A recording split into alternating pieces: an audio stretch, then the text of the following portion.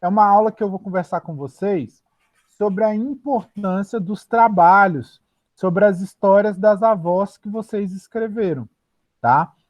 Todo mundo aqui me entregou esse trabalho da avó, os trabalhos muito interessantes, muito bem escritos. Eu gosto muito de ler esse trabalho. Bom dia, Eric. Eu já falei para vocês, esse trabalho sobre a sua avó, para mim, é o trabalho mais importante que você vai fazer no ano, porque você conhecer a história da sua família, você conhecer a luta que a sua avó passou, que o seu avô passou, para você poder chegar aqui aonde você está hoje, para mim é o conhecimento mais importante que você pode ter. E eu também aprendo muito com esses trabalhos. Todo ano eu leio 200 trabalhos desses, às vezes até mais. Teve ano já 270, 300 trabalhos. E eu sempre gosto de ler esses trabalhos, porque eu também aprendo muito com eles, com essas experiências de vida, com essas histórias de luta que os avós e as avós de vocês trazem. Então, esse ano, por exemplo, eu já corrigi 143 trabalhos das avós. E ainda que cada avô tem uma história de vida que é única, porque não tem duas histórias de vida igual, ainda assim, essas histórias, elas têm coisas parecidas. Elas têm coisas que se aproximam. Elas têm trajetórias, caminhos que se misturam.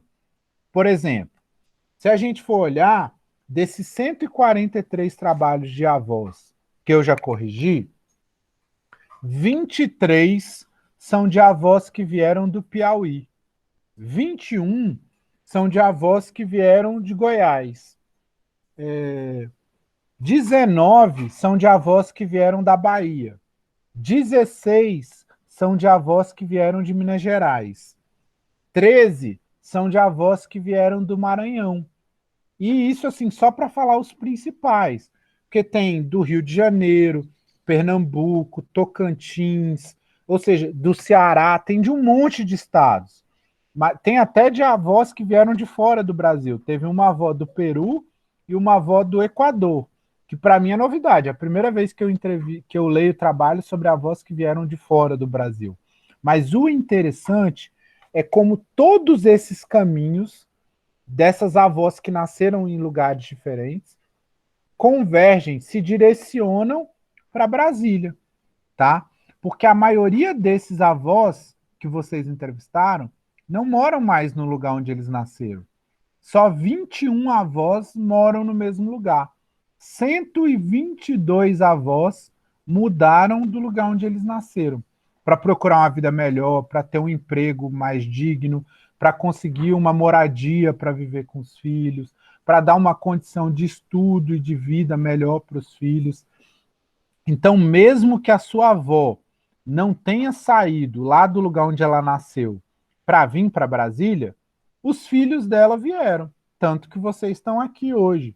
Então, a história da família de vocês está conectada com a história de Brasília e com a história do Brasil, porque esse processo das pessoas saírem do interior da Bahia, do interior do Maranhão, do interior do Piauí, do interior de Goiás, do interior de Minas Gerais, para vir para o Distrito Federal, ela conta justamente um pouco da história do Brasil, porque esse processo das pessoas mudarem de lugar, estarem sempre nessa luta por uma vida melhor, por uma existência melhor, por uma experiência mais digna de vida, é uma história que conta o processo da gente viver no Brasil, que é um país tão desigual, um país tão injusto, um país onde pouca gente tem tanta coisa e tanta gente não tem quase nada.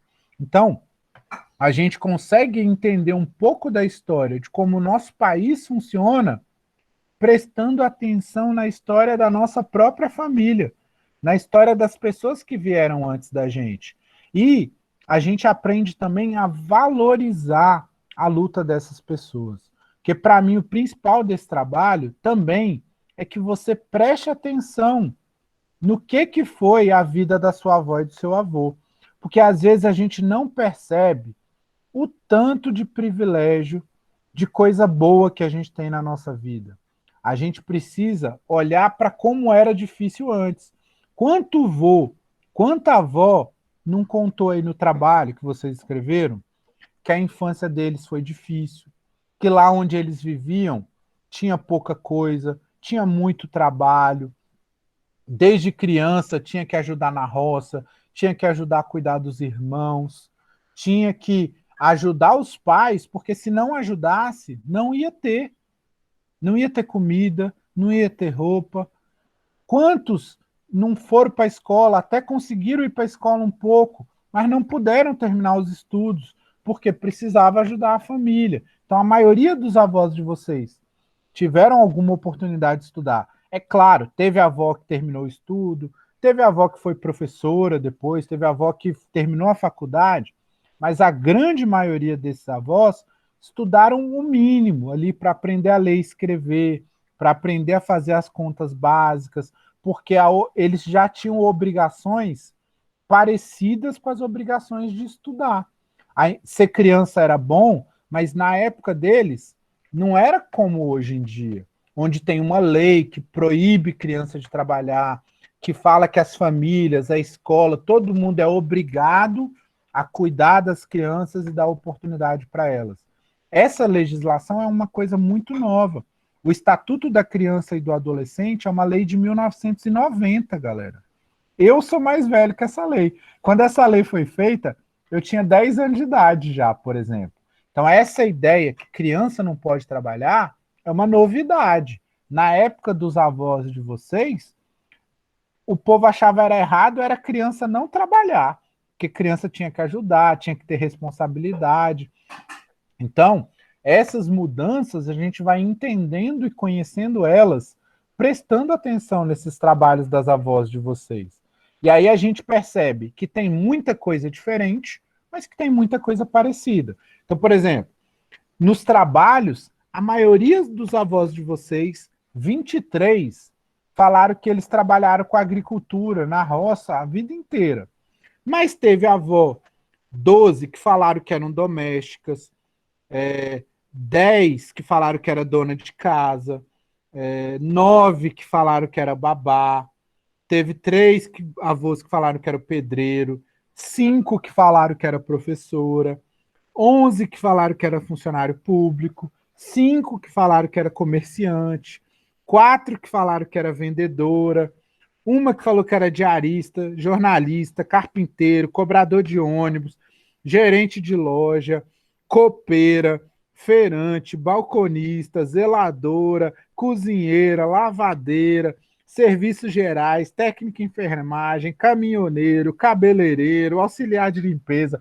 Ou seja, teve um monte de profissão que aparece, que mostra esse processo, essa busca, essa luta para tentar ter uma vida melhor nas condições que for. Porque a gente tem que pensar isso, galera. A gente não está aqui por acaso. As coisas não caíram do céu para a gente. Tudo na vida é feita por luta. Às vezes a gente fala com a aluna assim, porque você tem que fazer o trabalho e tal. Aí a pessoa pensa assim, que eu não aguento mais ter que fazer dever. Galera, olha a gente aqui com internet, no computador, tendo aula. Enquanto a, o Brasil está de perna para o ar, tanta gente, infelizmente, falecendo, tanta dificuldade na vida de tanta gente, o desemprego tão alto, tanto problema no Brasil e no mundo, a gente tem que dar valor nas oportunidades que a gente tem.